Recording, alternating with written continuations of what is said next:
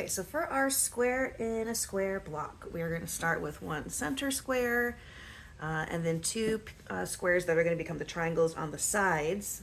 And the sizes are depending on what your final block size is going to be. Mine are for the cider mill block of the month, so you can find the sizes in that pattern, or there are plenty of square in a square charts on the internet that you can find pretty easily for what size to make your squares.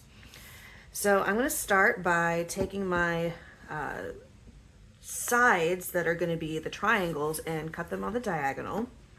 That way they are actual triangles. And so you can sort of see the shape of the block if you lay out your triangles around it. So that's what we're aiming for. All right, so I'm going to start by applying two triangles, one on each side. I'm going to center it as best as I can, but it does not have to be perfect. And then sew a 1/4 inch away from the edge right here and right here. So I'll be right back.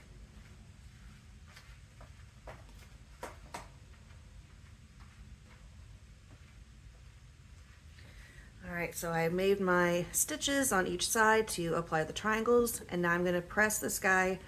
Let's see, I'm not going to press the seams open. I'm going to press them towards the triangle. So just a flip and press here and here.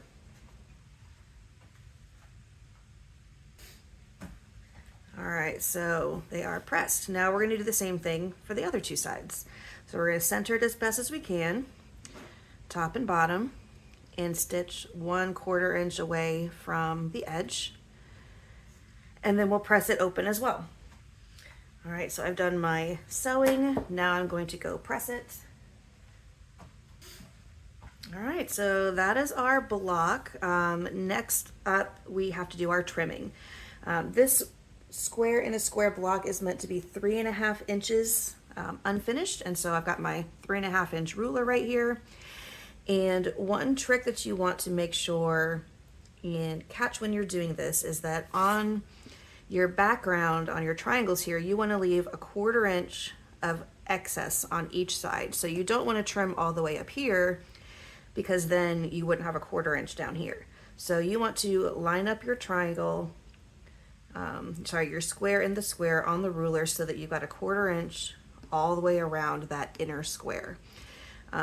Again, I'm not a perfect sewist, so mine is not perfect, and that's okay. It's going to be close enough and it's going to look great.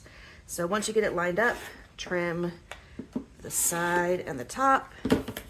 If you have a rotating mat, you can just rotate, but then line it up again and do your other two sides.